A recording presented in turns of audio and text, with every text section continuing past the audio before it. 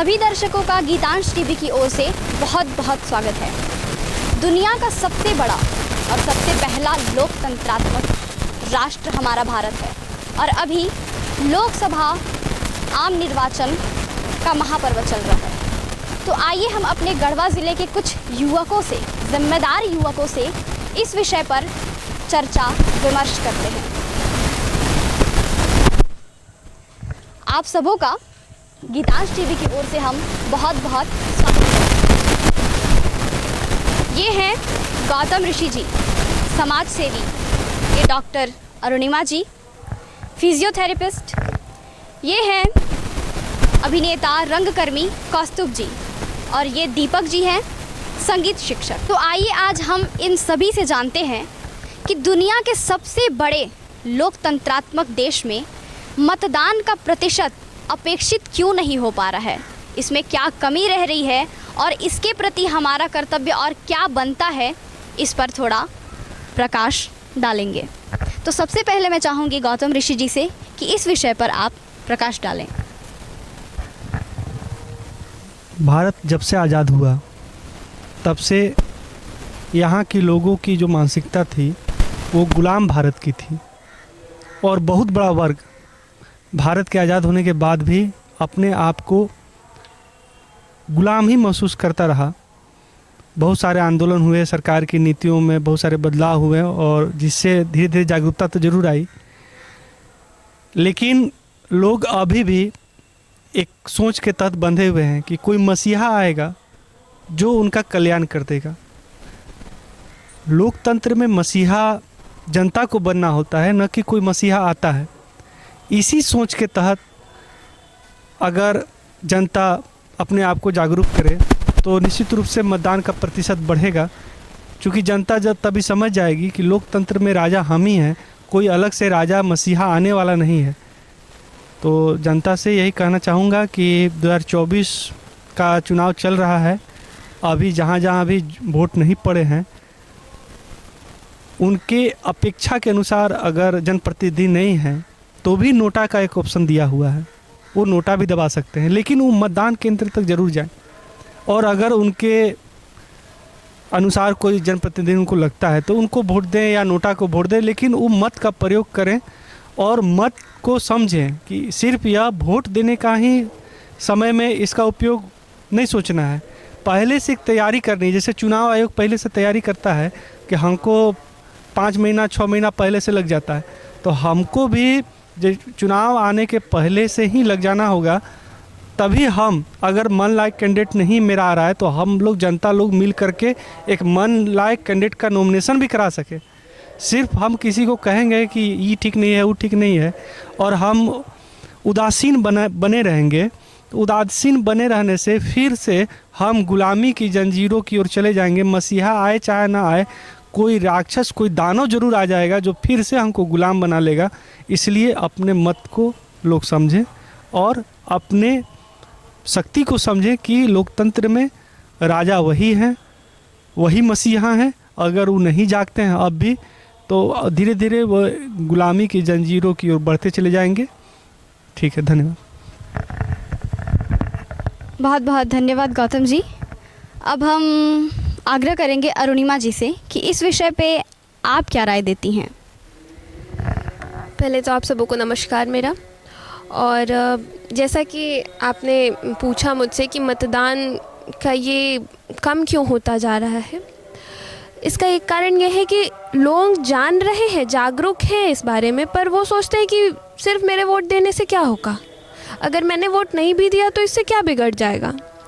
पर सच्चाई ये है कि अगर आपके एक वोट से, वो एक वोट आपके पसंद का प्रतिनिधि चुन सकता है, तो इसे सिर्फ जिम्मेदारी, अपनी जिम्मेदारी, क्योंकि आप चाहते हैं कि आपका अच्छा हो, तो अपनी जिम्मेदारी मानकर इस चीज़ पर कार्य करें और मतदान करने ज़रूर जाएं।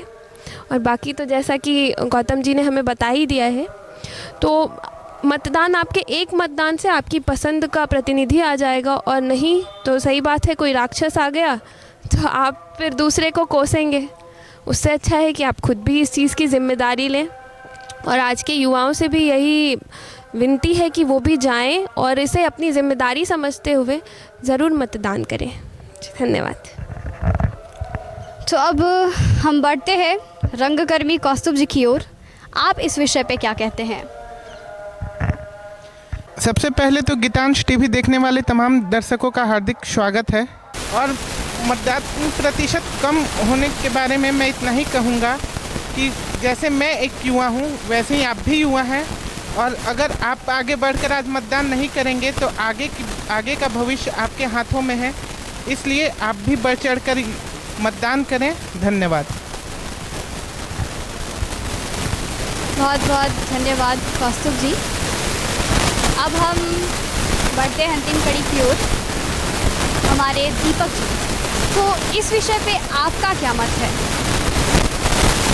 गीतांश टीवी को देखते हैं और हमारे क्षेत्र के हैं, कम से कम वो भी लोग अपने, जो लोग इस वीडियो को देख पा रहे हैं, जहाँ तक ये वीडियो पहुँच पा रही है, वो अपने ग्रामीण इलाकों, शहरी क्षेत्रों में जितने भी अभिभावक हैं वो सभी एक दूसरे को प्रेरित करें कि आप वोट डालने, अपने सही प्रतिभागी को वोट देने के लिए वहाँ बूथ तक ज़रूर जाएं और चुन करके, यही देखना है, डिफरेंट तरीके के लोग हैं, डिफरेंट तरीके के प्रतिभागी आए हैं इसमें, तो किनको देना है।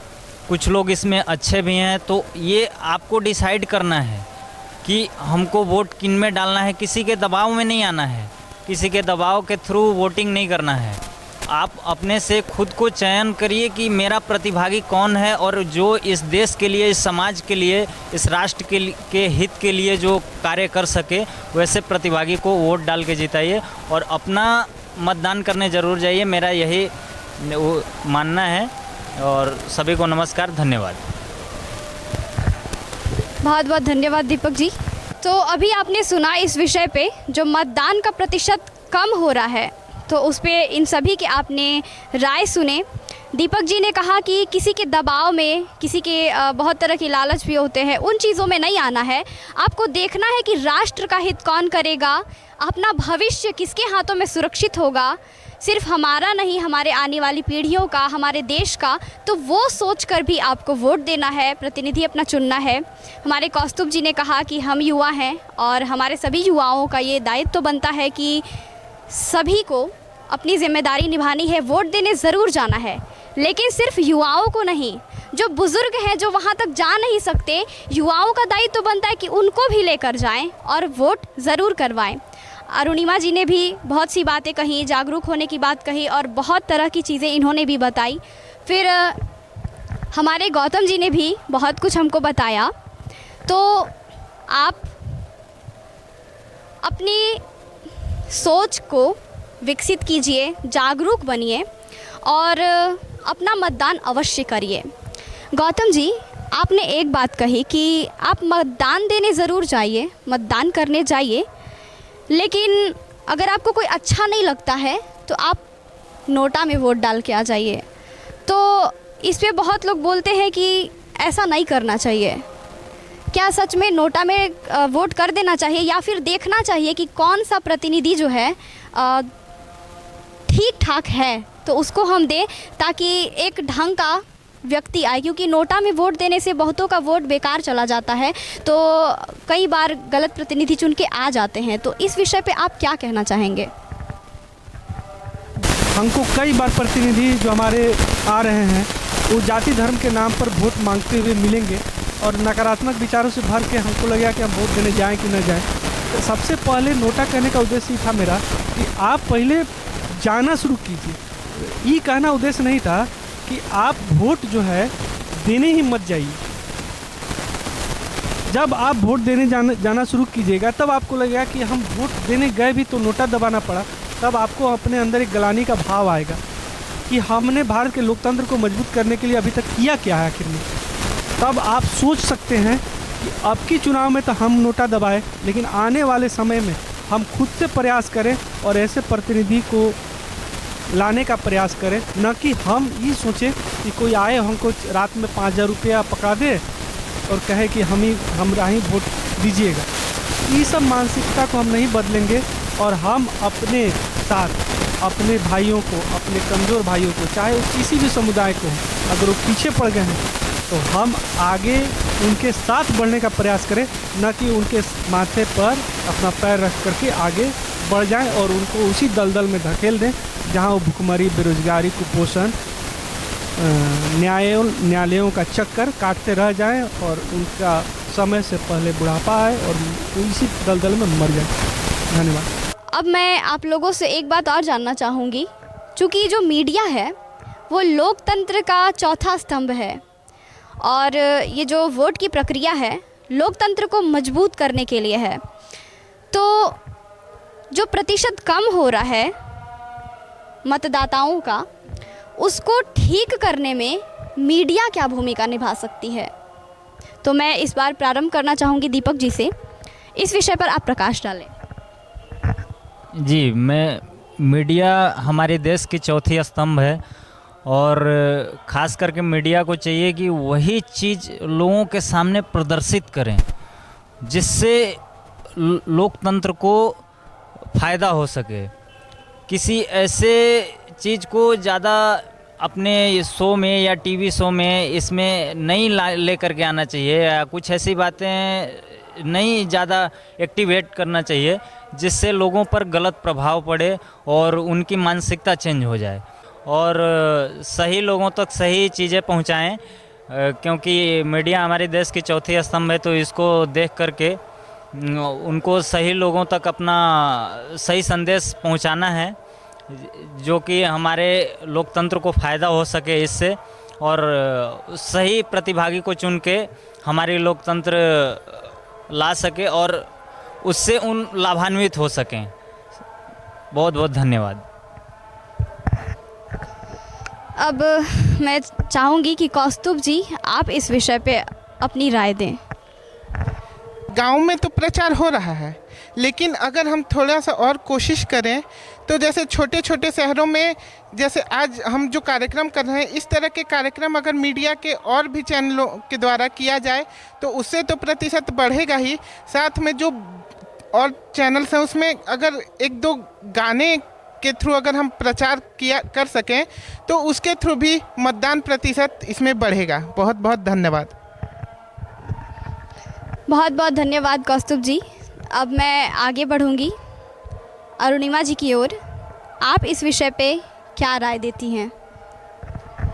जी, जैसा कि बाकियों ने भी कहा, और मैं भी ये कहूँगी कि मीडिया का रोल तो सबसे ज़्यादा है, क्योंकि आज हम लोग सबसे ज़्यादा किसके साथ जुड़े हुए हैं, तो फैमिलीज़ कम और मीडिया ज़्यादा। वो कैसे? तो हर बच्चे के पास हर घर में मोबाइल तो है, और मोबाइल पे हम दिन भर कुछ ना कुछ यूट्यूब्स पे, इंस्टा पे, फेसबुक पे अलग अलग मीडिया के थ्रू वो सब भी देख रहे हैं। सिर्फ जो चैनल के न्यूज़ चैनल हैं वो भी अब यूट्यूब्स पे अवेलेबल हैं। तो अगर हम इन सबों को ज़्यादा से ज़्यादा प्रेरित करना चाहते हैं तो हम इन सबों का ज़्यादा से ज़्यादा ऐड शोज़ करें अगर इन सब माध्यमों पे, जैसे कि इंस्टा, यूट्यूब, इन सब पे, तो लोगों को इससे जागरूकता मिलेगी, क्योंकि वो मोबाइल आज घर घर में है, मतलब ये बात घर घर में इस तरह से पहुंच सकती है। तो हम ये कर सकते हैं, ये एक अच्छा तरीका होगा। जैसा लोग समझते हैं, जैसे कि आम भाषा, उनकी आम भाषा में अगर वीडियोस बना के डाले जाएं तो वो और जल्दी चीज़ों को समझते हैं। जैसे लोकल भाषा, गांव की भाषा में बात करते हुए अगर वीडियो बनाते हैं तो लोग उसको ज़्यादा देखना पसंद करते हैं। तो वैसे कंडीशन में मीडिया और भी ज़्यादा हेल्पफुल रहेगी वोट्स को बढ़ाने के लिए, मतदान को बढ़ाने के लिए। तो ये एक तरीका है, क्योंकि मीडिया तो आज हर जगह अवेलेबल है ना। ये बस, धन्यवाद। बहुत बहुत धन्यवाद अरुणिमा जी। और अब हम चलते हैं गौतम जी की ओर कि मीडिया का क्या रोल हो सकता है मतदाताओं के प्रतिशत को बढ़ाने में। गौतम जी। मीडिया के रोल के बारे में जो दीपक जी ने कहा, कौस्तुभ जी ने कहा, अरुणिमा जी ने कहा, मेरे भी वही विचार हैं और निश्चित रूप से सारी बातें आ भी गई हैं। ठीक, बहुत बहुत धन्यवाद गौतम जी। लोकसभा आम निर्वाचन 2024 पलामू संसदीय क्षेत्र का जो मतदान होने वाला है उसकी तिथि 13 मई तय की गई है। तो निश्चित मतदान करने जाएं, और अपने देश के अच्छे भविष्य के लिए अपना योगदान निभाएं। तो आइए हम सब मिलकर लोकतंत्र का करें सम्मान और जिम्मेदारी को समझते हुए अवश्य करें मतदान। इसी के साथ आप सभी दर्शकों का बहुत बहुत धन्यवाद और हमारे साथ जुड़े आप सभी लोगों का भी बहुत बहुत धन्यवाद। खराब मूड का तोड़ है डांस, जैसे लीकेज का तोड़ है प्रिंस पाइप्स। मोटर समरसेबल, नल चापाकल delivery pipe, boring pipe, SWR pipe and ceramic items के अधिकृत विक्रेता, किसान पंप हाउस, मदरसा रोड, आनंद मार्ग स्कूल के बगल में, गरवा। जोश से पानी पहुंचाने का और उनके दिलों को जीतने का प्रेशर हम लेते हैं। वरुणा पंप्स, हर बूंद में जोश।